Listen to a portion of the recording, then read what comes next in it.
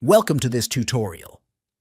In today's video, we'll be showing you how to use a simple key binding to hide the Explorer panel in Visual Studio Code. If you prefer a cleaner workspace or need more room for your code, this quick tip will help you toggle the Explorer with just a key press. Let's get started.